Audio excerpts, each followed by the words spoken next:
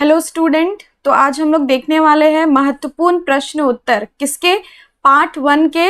आपका ये विकास का चैप्टर है, विकास, जो कि एक इकोनॉमिक्स का फर्स्ट चैप्टर है, विकास। ठीक है, तो इसके बारे में हम लोग देखने वाले हैं कि इसमें कौन कौन से इंपॉर्टेंट क्वेश्चंस है जिसे हम लोग आज डिस्कस करने वाले हैं।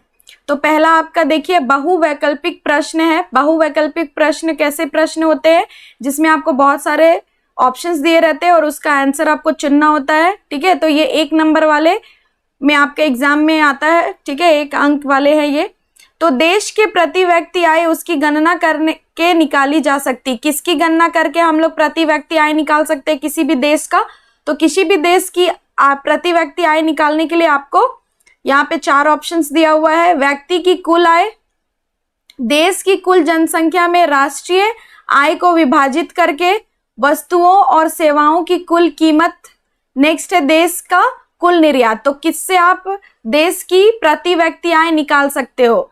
तो हम लोगों ने पढ़ा है विकास वाले चैप्टर में कि देश की प्रति व्यक्ति आय कैसे निकल सकती है। तो देश की कुल जनसंख्या में से राष्ट्रीय आय को विभाजित करके। ठीक है, तो आपको टोटल पॉपुलेशन में से ये जो राष्ट्र की जो आय है उसको आपको विभाजित कर देना है, तो आपका प्रति व्यक्ति आय आ जाएगा। ठीक है, नेक्स्ट सेकंड नंबर देखिए, केरल का शिशु मृत्यु दर कम है क्यों कम है? ये सवाल है कि केरल में जो शिशु मृत्यु दर कम है क्यों है? ऑप्शंस देखिए, यहाँ की जलवायविक स्थितियां अच्छी है। जलवायविक स्थितियां अच्छी है इसलिए पर्याप्त आधारभूत संरचना है, यहाँ स्वास्थ्य एवं शिक्षा सुविधा का प्रबंधन है, यहाँ निवल नामांकन अनुपात कम है। ठीक है, तो ये 4 ऑप्शन आपको दिया है, इसमें से आंसर आपका सही है। यहाँ मूल स्वास्थ्य एवं शिक्षा सुविधाएं उपलब्ध है। किसी भी जगह पर अगर शिक्षा सेवा उपलब्ध हो, स्वास्थ्य सेवा उपलब्ध हो, तो क्या होगा कि वहां की जो मृत्यु दर है वो कम होगी। मृत्यु दर कम कैसे होगी?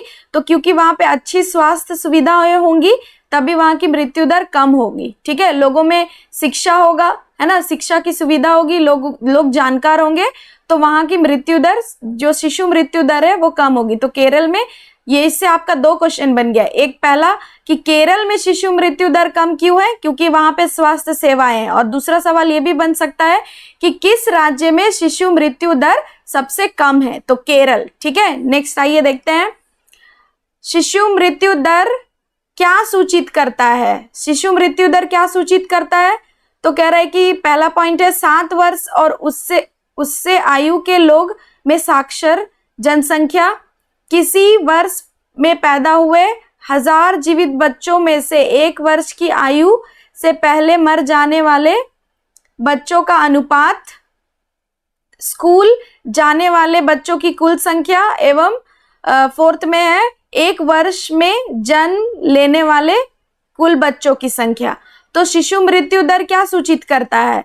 तो हम लोगों के बुक में दिया हुआ है कि शिशु मृत्यु दर क्या सूचित करता है कि किसी वर्ष में पैदा हुए 1000 जीवित बच्चों में से 1 वर्ष की आयु से पहले मर जाने वाले बच्चों का अनुपात। ठीक है, तो यही आपका शिशु मृत्यु दर है कि कितने बच्चे, 1000 बच्चे में से कितने बच्चे मर गए हैं, उनका जो अनुपात होगा वही आपका शिशु मृत्यु दर होता है। ठीक है, नेक्स्ट देखिए, 4th क्वेश्चन है आपका, भारत में किस राज्य में शिशु मृत्यु दर सबसे कम है? ठीक है, तो ये अभी हम लोगों ने डिस्कस किया इस वाले में। मैं बोल भी रही थी आप लोगों को कि आपका ये 2 क्वेश्चन बन गया। अब देखिए इसमें आप आंसर कर सकते हो इजीली। तो केरल राज्य जो है जहां सबसे कम है, शिशु मृत्यु दर सबसे कम है। ठीक है, आइए नेक्स्ट देखते हैं, भारत में निम्नलिखित पड़ोसी देश में किसका मानव विकास सूचकांक भारत से अधिक है? तो किसका मानव सूचकांक जो है भारत से अधिक है? तो आंसर है आपका, देखिए यहाँ पे ऑप्शन दिया है, नेपाल, श्रीलंका, भूटान, पाकिस्तान। तो श्रीलंका का जो है आपका विकास मानव सूचकांक भारत से अधिक है। ठीक है, नेक्स्ट, हमारे राज्य समाज में विभिन्न वर्गों के विकास के लक्ष्य के द्वारा प्राप्त किए जा सकते हैं। तो बोल रहा है कि हमारे जो विभिन्न मतलब वर्ग के लोग रहते हैं, तो हमारे समाज में जो विभिन्न वर्गों में विकास के लक्ष्य को कैसे प्राप्त किया जा सकता है? तो शक्ति से, लोकतांत्रिक राजनीतिक प्रक्रिया से, हिंसक प्रदर्शन से, आतंक से। कैसे प्राप्त किया जा सकता है? तो आतंक से तो होगा नहीं, शक्ति पावर का भी यूज करके नहीं हो सकता है, हिंसक प्रदर्शन भी बिल्कुल नहीं होगा। तो आपका ये सेकंड ऑप्शन बन गया। लोकतांत्रिक और राजनीतिक प्रक्रिया द्वारा हमारा समाज में क्या हो सकता है? विभिन्न वर्गों के विकास के लक्ष्यों को प्राप्त किया जा सकता है। ठीक है, नेक्स्ट देखिए, जीडीपी का अर्थ क्या है? ये बहुत इंपॉर्टेंट है, इस चैप्टर में आपको आना चाहिए कि जीडीपी क्या है और जीडीपी का आपका फुल फॉर्म क्या होता है। ठीक है, तो जीडीपी सकल घरेलू उत्पाद, ठीक है, ग्रोस डोमेस्टिक प्रोडक्ट होता है ये इंग्लिश में, तो सकल घरेलू उत्पाद इसका आंसर है। ठीक है, नेक्स्ट देखिए, देश के विकास की तुलना करने का सबसे महत्वपूर्ण आधार क्या है?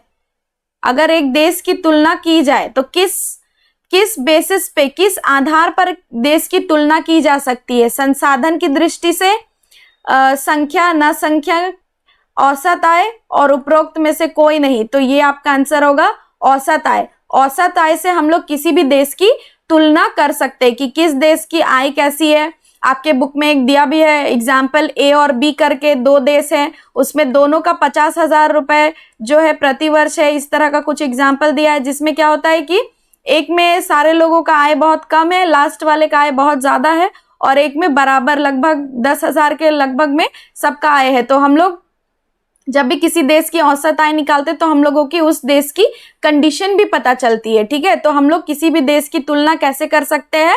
विकास की तुलना का आधार क्या होगा कि हम लोगों को औसत आय निकालना होगा। ठीक है, किसी देश की राष्ट्रीय आय को उसकी कुल जनसंख्या से भाग देने पर क्या प्राप्त होता है?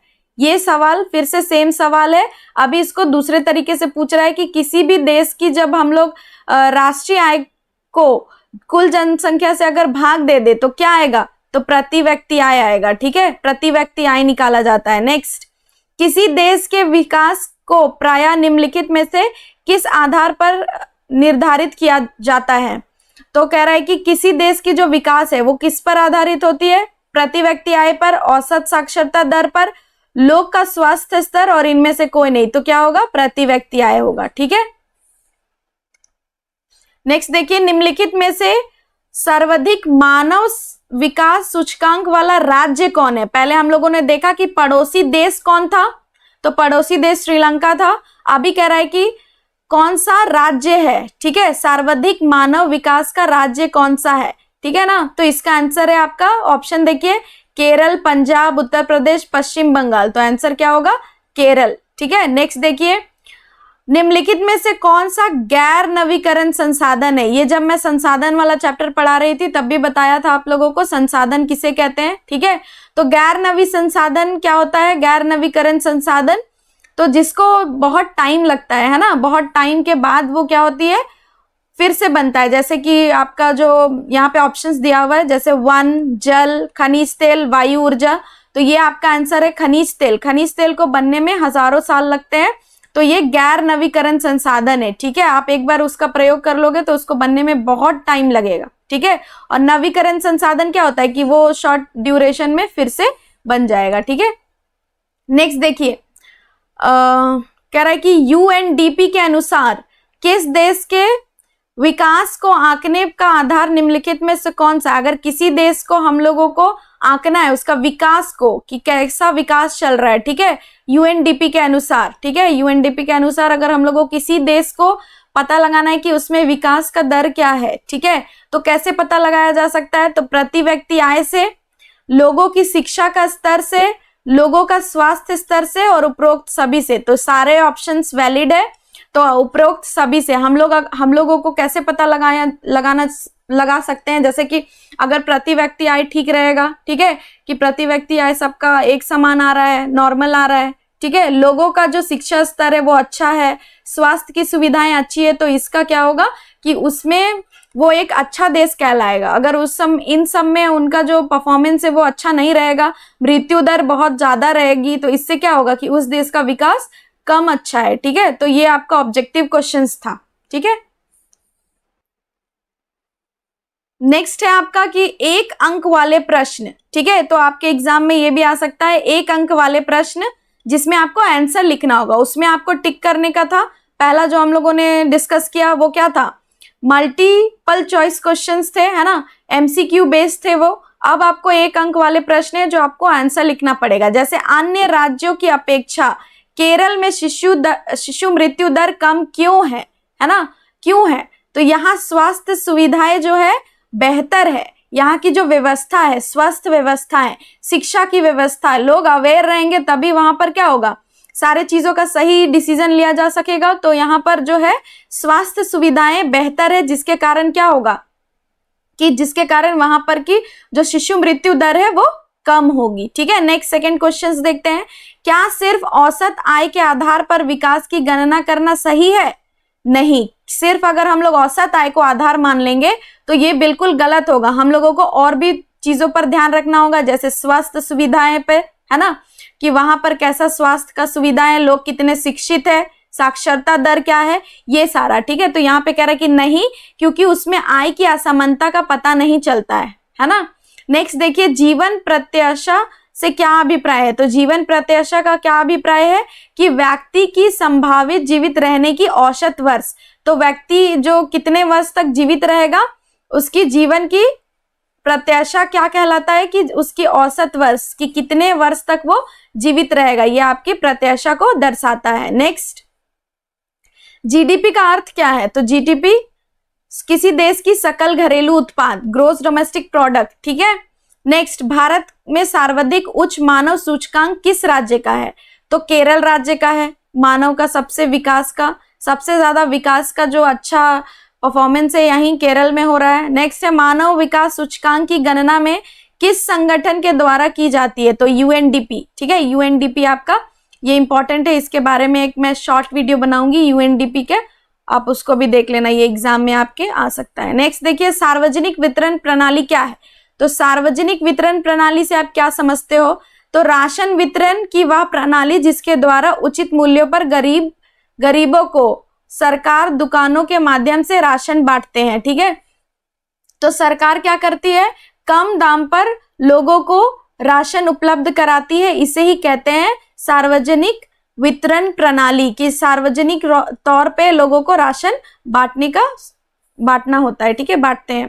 जन सुविधा क्या है? जन सुविधा वे सुविधाएं जो मानव के जीवन को बेहतर बनाने के लिए आवश्यक होती है, उसे ही जन सुविधाएं कहते हैं। ठीक है, तो जन सुविधा, तो लोगों के हित के लिए सुविधाएं होंगी तो उन्हें ही जन सुविधा कहा जाएगा। अनवीकरणीय संसाधन का उचित उपयोग क्यों जरूरी है? क्योंकि इसे जो गैर नवीकरणीय संसाधन है वही है आपका अनवीकरणीय संसाधन, जिसमें क्या होता है, टाइम बहुत लगता है। तो यहाँ पर हम लोगों को क्या करना होगा कि उसका सही तरीके से इस्तेमाल करना होगा ताकि आने वाली पीढ़ी भी उसका इस्तेमाल कर सके। तो क्योंकि संसाधन सीमित मात्रा में उपलब्ध है और इन्हें पुनः प्राप्त नहीं किया जा सकता है, ठीक है, तो हम लोग पुनः इसे प्राप्त नहीं कर सकते हैं, इसीलिए हम लोगों को इसका उचित प्रयोग करना चाहिए जिससे ये ज्यादा टाइम तक हम लोग इसका उपयोग कर सके और ये हमारे आने वाली पीढ़ी भी इसका उपयोग कर सके। नेक्स्ट है आपका दीर्घ प्रश्न उत्तर। ठीक है, तो दीर्घ प्रश्न ये आपके एग्जाम में 3 to 5 मार्क्स वाले क्वेश्चन है। ठीक है, बहुत इंपॉर्टेंट है। पहला आपका विकास के लक्ष्य विभिन्न होते हैं। ठीक है, तो विकास के लक्ष्य भिन्न होते हैं और ये कभी कभी परस्पर विरोधी भी हो सकते हैं। इस कथन को स्पष्ट करिए। कह रहा है कि विकास के लक्ष्य तो अलग अलग हो सकते हैं ना, जैसे कि एक देश में किसी चीज का किसी देश में कोई एक चीज अच्छा है तो उसको दूसरे चीजों पर ध्यान देना होगा, तो ये किसी देश का अलग हो सकता है किसी एक देश से। तो इस पर हम लोग डिस्कशन करते हैं। देखिए, प्रत्येक व्यक्ति का या समूह के विकास के लक्ष्य भिन्न हो सकते हैं और कई बार इनकी प्रकृति परस्पर विपरीत भी हो सकती है, कि जैसे एक देश का दूसरा है और एक देश का उससे बिल्कुल डिफरेंट है, दोनों में कोई सिमिलैरिटीज नहीं है। एक के लिए विकास का लक्ष्य दूसरे के लिए विनाश का कारण भी बन सकता है, बिल्कुल। ठीक है, जैसे उदाहरण के लिए नदी पर बांध बनाना वहां के किसानों के विस्थापन का कारण बन सकता है। ठीक है, जैसे कि नदी पर अगर हम लोगों ने बांध बना दिया तो एक जो है आपका उसमें एक अच्छा पॉइंट है कि आपको सिंचाई की भी सुविधा होगी, पानी की कमी नहीं होगी उस एरिया पे, लेकिन जब वो ओवर फ्लडेड हो जाएगा तब क्या होगा कि वहां पर बाढ़ आने की भी चांसेस है। ठीक है, दूसरा क्या है, तीसरा पॉइंट ये है कि आपको जो विस्थापन मतलब कि वहां के लोगों को वहां से हटा दिया जाएगा, क्योंकि वहां पर जब ओवरफ्लो हो जाएगा तो क्या होगा, वहां पर फ्लड आ सकता है, बाढ़ आने की संभावना है, इसीलिए वहां पर के आसपास के लोगों को वहां से विस्थापित कर दिया जाएगा। तो इस तरह से एक जो विकास हो रहा है वहां पे, लेकिन उसका दूसरा परिणाम क्या हो रहा है कि दूसरे लोगों के लिए हानिकारक भी साबित हो सकता है। ठीक है, एक विकास और विकसित देश की मुख्य विशेषता क्या होती है? अगर विकासशील देश है और विकसित देश है तो दो देश का बता रहे हैं यहाँ पे, एक विकसित है और एक विकासशील है, जिसमें विकास परस्पर चल रहा है, अभी भी विकास हो रहा है, तो उसे हम लोग कहेंगे विकासशील देश। और जहां पर विकास की कार्य जो है वो पूरी हो चुकी है, वहां पर पूरे तरीके से विकसित वह देश हो चुका है। ठीक है, तो कह रहा है कि पहला विकसित देश किसे कहेंगे? नई तकनीक व विकसित उद्योग होंगे, वहां पर उच्च स्तरीय रहन सहन होगा, उनका लिविंग स्टैंडर्ड भी अच्छा होगा, उच्च प्रति व्यक्ति आय होगा। ठीक है, लोगों का प्रति व्यक्ति आय बहुत ज्यादा होगा और साक्षरता दर भी उच्च होगी, तो उनका साक्षरता दर भी बहुत ज्यादा होगा। ठीक है, विकासशील देश किसे कहेंगे?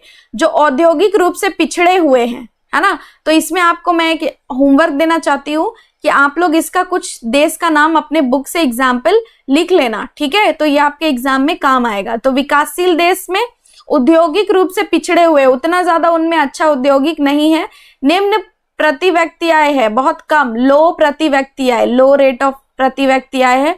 नेक्स्ट है साक्षरता दर भी कम है। ठीक है, तो इस तरह से हम लोग को पता चलता है कि किसी देश में प्रति व्यक्ति आय जो है, या फिर उससे पता चलता है कि विकसित है या फिर विकासशील है ना। इससे भी ये भी पता लगाया जा सकता है। ठीक है, नेक्स्ट है आपका, आय के अतिरिक्त और कौन से कारक है जो हमारे जीवन में महत्वपूर्ण भूमिका निभाते हैं? सिर्फ एक आय ही तो जरूरी नहीं है ना, और भी अच्छा बहुत सारा पॉइंट्स है जिससे हम लोगों को पता चलता है कि वो हमारे जीवन के लिए बहुत जरूरी है। और भी चीजें हैं, जैसे कि यहाँ पे कह रहा है कि आय ही सिर्फ होना जरूरी नहीं, आपको अच्छा एनवायरनमेंट चाहिए, हेल्थ फैसिलिटी चाहिए, है कि नहीं, आपको वहां पर रोजगार मिलना चाहिए, एम्प्लॉयमेंट होना चाहिए, बच्चों को अच्छी शिक्षाएं मिलना चाहिए। ठीक है, तो आय के अतिरिक्त बेहतर जीवन के लिए परिवार, रोजगार, मित्रता, सुरक्षा, समानता की भावना और शांतिपूर्ण माहौल आदि महत्वपूर्ण है, क्योंकि मुद्रा ही केवल भौतिक वस्तु खरीदी जा सकती है। तो मुद्रा से सिर्फ भौतिक वस्तु खरीदेंगे,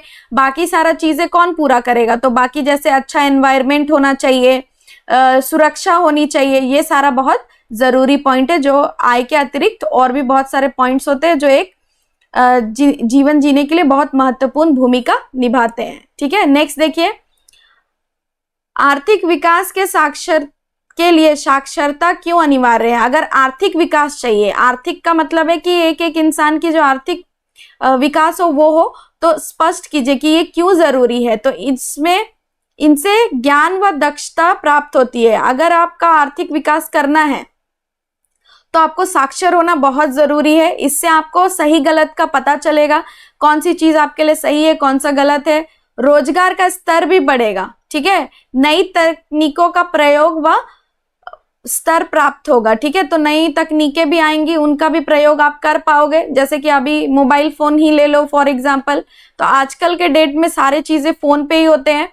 तो अगर आपको फोन टेक्नोलॉजी को हैंडल करना नहीं आएगा तो आप विकास की दौड़ में पीछे रह जाओगे। ठीक है, तो ये आपका है। नेक्स्ट, लोगों में स्वास्थ्य, पर्यावरण आदि के प्रति जागरूकता भी बढ़ानी होगी। ठीक है, लोगों के प्रति जो एक उनकी अंदर एक जागरूकता, अवेयरनेस होना चाहिए कि हम लोग जो है स्वस्थ रहे, स्वस्थ रहने के लिए कुछ जो तकनीक है उनका इस्तेमाल करें। फिर जो आपका जो क्या कहते हैं पर्यावरण को भी साफ रखे, ये सारा जो है बहुत जरूरी है।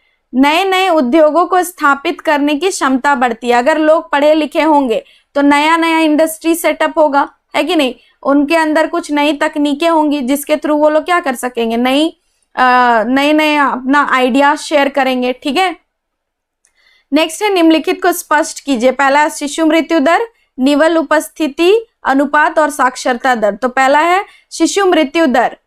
किसी वर्ष में शिशु मृत्यु दर हम लोगों ने पहले भी डिस्कस किया कि 1000 जो है उसमें से कितने बच्चे 1 वर्ष की आयु तक जो भी बच्चे का डेथ हो गया उनका जो अनुपात है। शिशु मृत्यु दर विकास वर्ष में पैदा हुए 1000 जीवित बच्चों में से 1 वर्ष की आयु से पूर्व मरने वाले शिशु का अनुपात है। ठीक है, नेक्स्ट, निवल उपस्थिति अनुपात में क्या कह रहा है, 6 से 10 वर्ष की आयु में स्कूल जाने वाले बच्चों का उस आयु वर्ग के कुल बच्चों के साथ प्रतिशत, की जो 6 से 10 साल के बच्चे हैं उनमें से जो बच्चे स्कूल जाते हैं, ठीक है, और कह रहा है कि जाने वाले बच्चों की कुल जो संख्या है, कुल जो बच्चे हैं उससे उस आयु का, जो आयु वर्ग के कुल बच्चों के साथ उनका प्रतिशत निकाला जाएगा कि टोटल कितने बच्चे हैं और उनमें से कितने बच्चे स्कूल जाते हैं, उनका प्रतिशत निकाला जाएगा। तो यही है आपका निवल उपस्थिति अनुपात, ठीक है। थर्ड इज साक्षरता दर।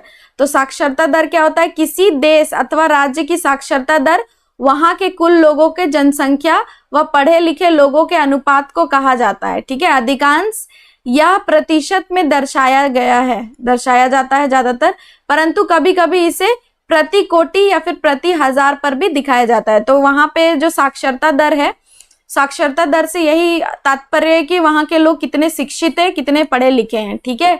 नेक्स्ट आपका 6 नंबर में विकास की धारणीयता से क्या मतलब है? तो विकास की धारणीयता जल के उदाहरण की मदद से समझाए।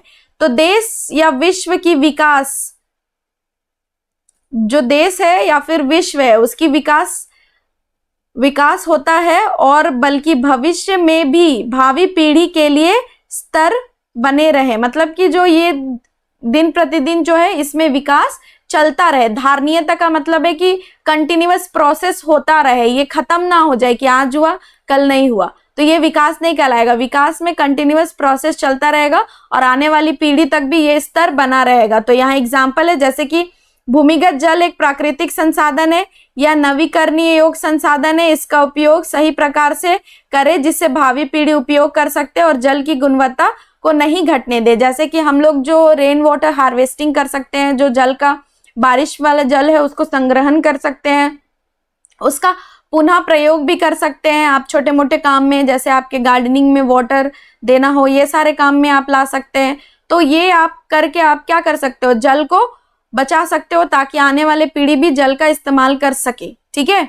नेक्स्ट है 7 नंबर, एक विकासशील देश विकसित देश के साथ तुलना के लिए 2 आधारभूत मापदंड क्या होंगे? तो पहला राष्ट्रीय आय, कि अगर आप 2 देश है, एक विकसित देश है एक विकासशील देश है, तो उनका जब आप क्या करोगे, उनको जब आप उनके बीच में तुलना करोगे तो कैसे कर पाओगे? राष्ट्रीय आय देखोगे, प्रति व्यक्ति आय देखोगे और मानव विकास सूचकांक की कितना विकास हो रहा है, ठीक है। जन सुविधाओं का क्या अर्थ है? जन सुविधा से आप क्या समझते हैं? तो हम लोगों ने पहले भी डिस्कस कर लिया। जन सुविधाएं वे सुविधाएं होती है जो मानव के जीवन को बेहतर बनाने के लिए सरकार द्वारा प्रदान की जाती है, जैसे कि राशन वितरण एक इसका एग्जाम्पल है। भारत में जन सुविधा का नाम लिखिए। तो भारत में कुछ जन सुविधाएं हैं जिनका नाम लिखने के लिए कह रहा है। जीवन विकास के लिए आवश्यक है, ठीक है। ये सुविधाएं और सेवाएं सरकार द्वारा उपलब्ध की जाती है और इसमें कौन कौन सी आएंगे, जैसे रक्षा, अस्पताल, गली में लाइट, पुलिस, सरकारी विद्यालय, प्रदूषण मुक्त पर्यावरण, परिवहन, संक्रमण, बीमारी से बचाव। ये सारा कौन करेगा? सरकार का रिस्पॉन्सिबिलिटी है कि अपने देश के लोगों के लिए ये सारी सुविधाएं वो प्राप्त कराएं, ठीक। दीर्घ प्रश्न उत्तर, ठीक है। तो दीर्घ प्रश्न ये आपके एग्जाम में 3 to 5 मार्क्स वाले क्वेश्चन है, ठीक है, बहुत इंपॉर्टेंट है। पहला आपका विकास के लक्ष्य विभिन्न होते हैं, ठीक है। तो विकास के लक्ष्य भिन्न होते हैं और ये कभी कभी परस्पर विरोधी भी हो सकते हैं। इस कथन को स्पष्ट करिए। कह रहा है कि विकास के लक्ष्य तो अलग अलग हो सकते हैं ना, जैसे कि एक देश में किसी चीज का किसी देश में कोई एक चीज अच्छा है तो उसको दूसरे चीजों पर ध्यान देना होगा। तो ये किसी देश का अलग हो सकता है किसी एक देश से। तो इस पर हम लोग डिस्कशन करते हैं। देखिए, प्रत्येक व्यक्ति का या समूह के विकास के लक्ष्य भिन्न हो सकते हैं और कई बार इनकी प्रकृति परस्पर विपरीत भी हो सकती है, कि जैसे एक देश का दूसरा है और एक देश का उससे बिल्कुल डिफरेंट है, दोनों में कोई सिमिलैरिटीज नहीं है। एक के लिए विकास का लक्ष्य दूसरे के लिए विनाश का कारण भी बन सकता है, बिल्कुल, ठीक है। जैसे उदाहरण के लिए नदी पर बांध बनाना वहां के किसानों के विस्थापन का कारण बन सकता है, ठीक है। जैसे कि नदी पर अगर हम लोगों ने बांध बना दिया तो एक जो है आपका उसमें एक अच्छा पॉइंट है कि आपको सिंचाई की भी सुविधा होगी, पानी की कमी नहीं होगी उस एरिया पे। लेकिन जब वो ओवर फ्लडेड हो जाएगा तब क्या होगा कि वहां पर बाढ़ आने की भी चांसेस है, ठीक है। दूसरा क्या है, तीसरा पॉइंट ये है कि आपको जो विस्थापन मतलब कि वहां के लोगों को वहां से हटा दिया जाएगा, क्योंकि वहां पर जब ओवरफ्लो हो जाएगा तो क्या होगा, वहां पर फ्लड आ सकता है, बाढ़ आने की संभावना है, इसीलिए वहां पर के आसपास के लोगों को वहां से विस्थापित कर दिया जाएगा। तो इस तरह से एक जो विकास हो रहा है वहां पे, लेकिन उसका दूसरा परिणाम क्या हो रहा है कि दूसरे लोगों के लिए हानिकारक भी साबित हो सकता है। ठीक है, एक विकास और विकसित देश की मुख्य विशेषता क्या होती है? अगर विकासशील देश है और विकसित देश है, तो दो देश का बता रहे हैं यहाँ पे, एक विकसित है और एक विकासशील है, जिसमें विकास परस्पर चल रहा है, अभी भी विकास हो रहा है, तो उसे हम लोग कहेंगे विकासशील देश। और जहां पर विकास की कार्य जो है वो पूरी हो चुकी है, वहां पर पूरे तरीके से विकसित वह देश हो चुका है। ठीक है, तो कह रहा है कि पहला विकसित देश किसे कहेंगे? नई तकनीक व विकसित उद्योग होंगे, वहां पर उच्च स्तरीय रहन सहन होगा, उनका लिविंग स्टैंडर्ड भी अच्छा होगा, उच्च प्रति व्यक्ति आय होगा। ठीक है, लोगों का प्रति व्यक्ति आय बहुत ज्यादा होगा और साक्षरता दर भी उच्च होगी, तो उनका साक्षरता दर भी बहुत ज्यादा होगा। ठीक है, विकासशील देश किसे कहेंगे?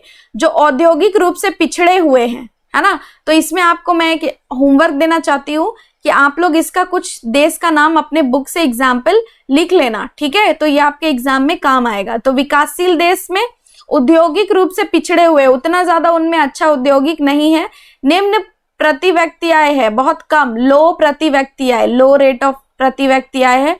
नेक्स्ट है साक्षरता दर भी कम है। ठीक है, तो इस तरह से हम लोग को पता चलता है कि किसी देश में प्रति व्यक्ति आय जो है, या फिर उससे पता चलता है कि विकसित है या फिर विकासशील है ना। इससे भी ये भी पता लगाया जा सकता है। ठीक है, नेक्स्ट है आपका, आय के अतिरिक्त और कौन से कारक है जो हमारे जीवन में महत्वपूर्ण भूमिका निभाते हैं? सिर्फ एक आय ही तो जरूरी नहीं है ना, और भी अच्छा बहुत सारा पॉइंट्स है जिससे हम लोगों को पता चलता है कि वो हमारे जीवन के लिए बहुत जरूरी है। और भी चीजें हैं, जैसे कि यहाँ पे कह रहा है कि आय ही सिर्फ होना जरूरी नहीं, आपको अच्छा एनवायरनमेंट चाहिए, हेल्थ फैसिलिटी चाहिए, है कि नहीं, आपको वहां पर रोजगार मिलना चाहिए, एम्प्लॉयमेंट होना चाहिए, बच्चों को अच्छी शिक्षाएं मिलना चाहिए। ठीक है, तो आय के अतिरिक्त बेहतर जीवन के लिए परिवार, रोजगार, मित्रता, सुरक्षा, समानता की भावना और शांतिपूर्ण माहौल आदि महत्वपूर्ण है, क्योंकि मुद्रा ही केवल भौतिक वस्तु खरीदी जा सकती है। तो मुद्रा से सिर्फ भौतिक वस्तु खरीदेंगे,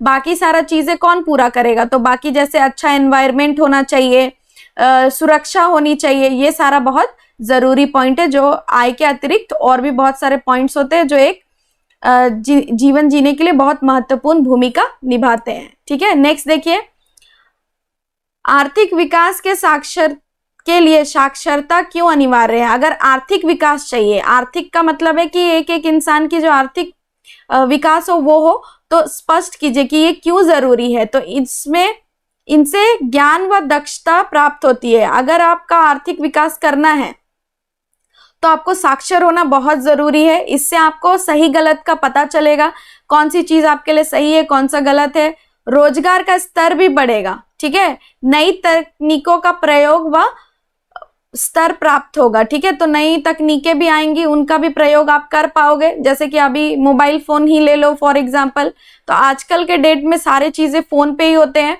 तो अगर आपको फोन टेक्नोलॉजी को हैंडल करना नहीं आएगा तो आप विकास की दौड़ में पीछे रह जाओगे। ठीक है, तो ये आपका है। नेक्स्ट, लोगों में स्वास्थ्य, पर्यावरण आदि के प्रति जागरूकता भी बढ़ानी होगी। ठीक है, लोगों के प्रति जो एक उनकी अंदर एक जागरूकता, अवेयरनेस होना चाहिए कि हम लोग जो है स्वस्थ रहे, स्वस्थ रहने के लिए कुछ जो तकनीक है उनका इस्तेमाल करें। फिर जो आपका जो क्या कहते हैं, पर्यावरण को भी साफ रखे, ये सारा जो है बहुत जरूरी है।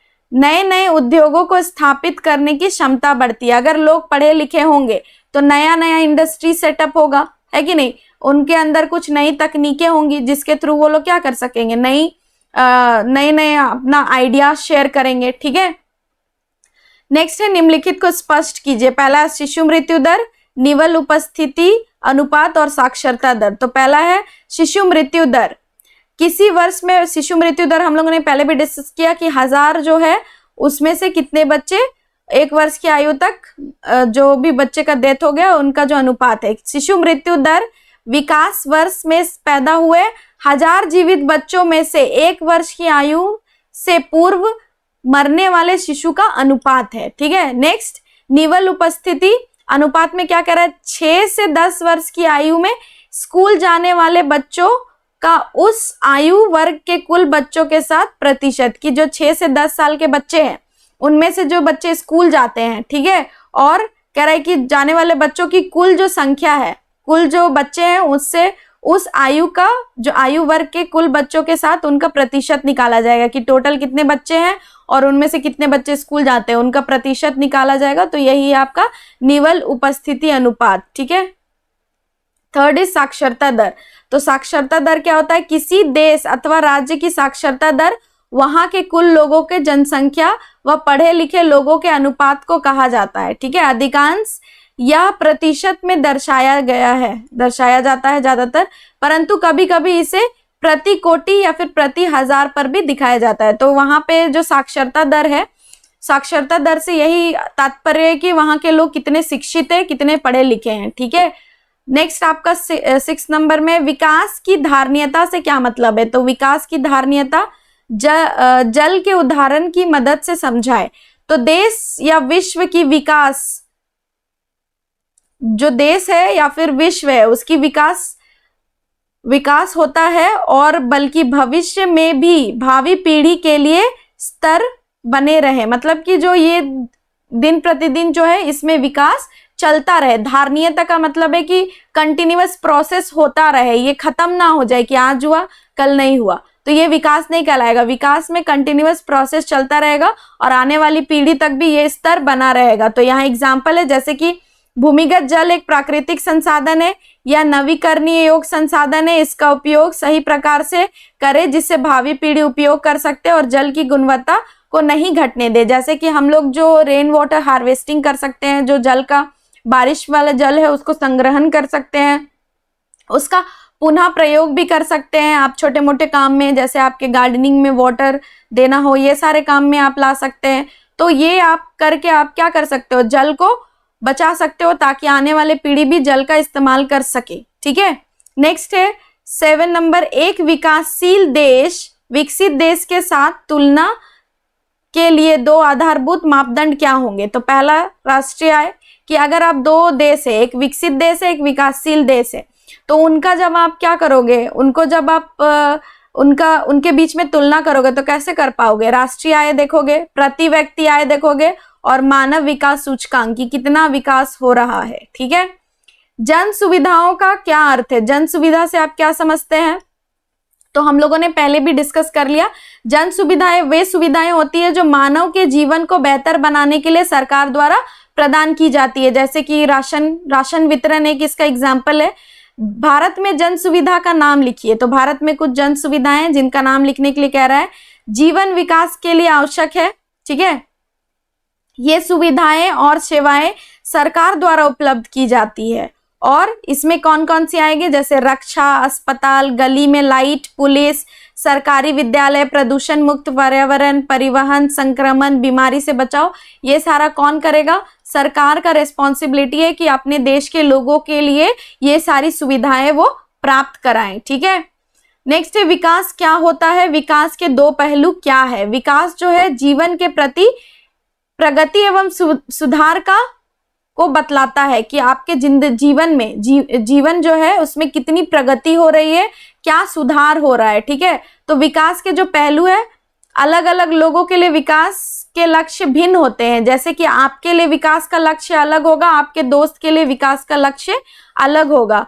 एक के लिए विकास परंतु दूसरे के लिए नहीं हो सकता है, ठीक है। तो 2 पहलू है कि एक के लिए तो विकास हो सकता है पर दूसरे के लिए नहीं हो सकता है। हम लोग ये एग्जांपल से देखें कि कहीं पे अगर डैम बनाया जा रहा है तो वहां के आसपास के लोगों को क्या किया जाएगा, हटाया जाएगा। तो जिससे क्या होगा कि एक के लिए तो विकास है पर दूसरे के लिए है क्या, ये आपको देखना पड़ेगा, ठीक है। नेक्स्ट उदाहरण है, उद्योगपति बिजली पाने के लिए अधिक बांध चाहते हैं, ठीक है। तो बांध बनाकर ये लोग हाइड्रो इलेक्ट्रिसिटी जनरेट करेंगे, परंतु इससे किसान के मकान व खेती के लिए जमीन जलमग्न हो सकती है। तो वहां पर का जो आसपास का इलाका है वो जलमग्न हो सकता है, फ्लड आ सकता है वहां पे, ठीक है। नेक्स्ट देखिए 10 नंबर, मध्य पूर्ण के देश के प्रति आय अधिक होने के बावजूद उन्हें विकास क्यों नहीं कहा जा सकता? तो बोल रहा है कि मध्य पूर्ण के देश है ना, तो वहां पर जो आय में अधिक है, आय अधिक है, लेकिन उसको विकास क्यों नहीं कहा जा सकता? तो ये विकसित देश है नहीं कहा जा सकता, सॉरी विकसित देश नहीं कहा जा सकता, क्योंकि इसका विकास का प्रदर्शन निम्न है। देखिए क्या क्या है इसका विकास का प्रदर्शन। तो पहला है कि अधिकांश देश में बोलने से अभिव्यक्ति की स्वतंत्रता नहीं है।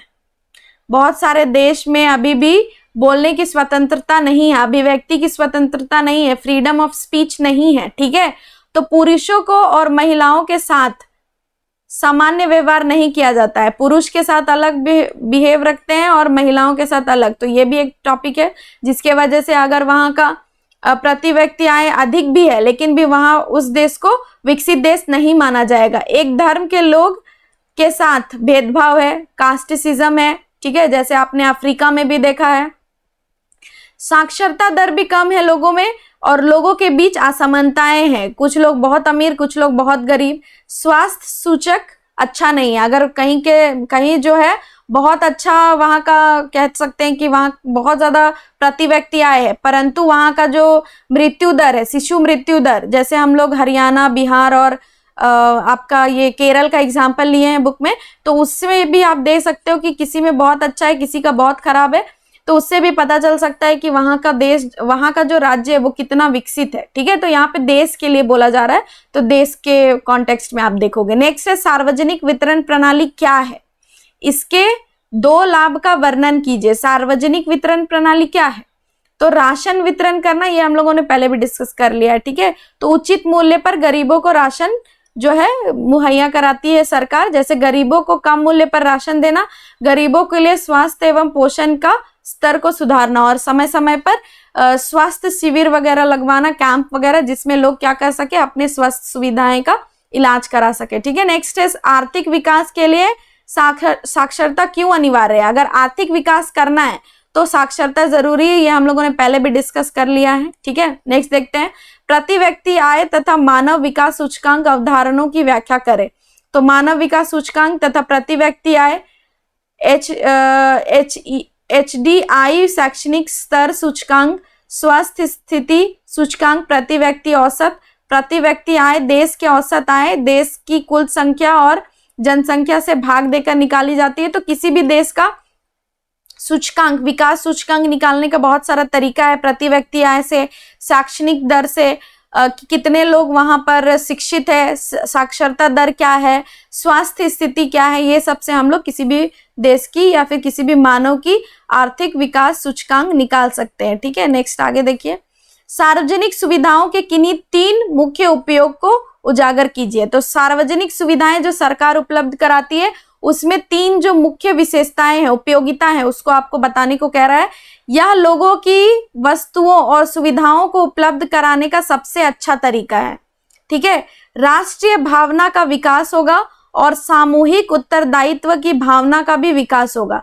स्कूल कॉलेज अस्पताल परिवहन उपलब्ध कराना आसान होगा। तो अगर सार्वजनिक सुविधाएं होंगी, जैसे आपने देखा होगा सरकारी स्कूल होता है, सरकारी अस्पताल होता है, तो इससे क्या हो रहा है कि लोगों को बहुत सारी सुविधाएं मुफ्त में मिल रही हैं, तो इससे लोगों का विकास होगा। ठीक है, कम खर्च में वो लोग क्या कर सकेंगे, सही शिक्षा पा सकेंगे, सही इलाज पा सकेंगे। विकास के किन्हीं 3 विशेषताओं का वर्णन करिए। तो विकास की 3 विशेषताएं यहाँ पे देखिए।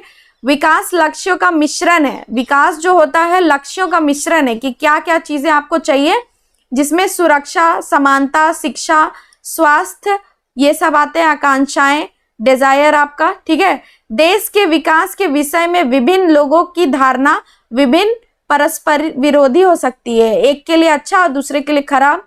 अलग अलग लोगों के लिए विकास का लक्ष्य अलग अलग हो सकता है। ठीक है, सो आई होप आप लोगों को ये समझ में आया होगा, है ना। आप इस वीडियो को 2 से 3 बार देखिए, नोट डाउन करिए कुछ जो इंपॉर्टेंट आपको लग रहा है।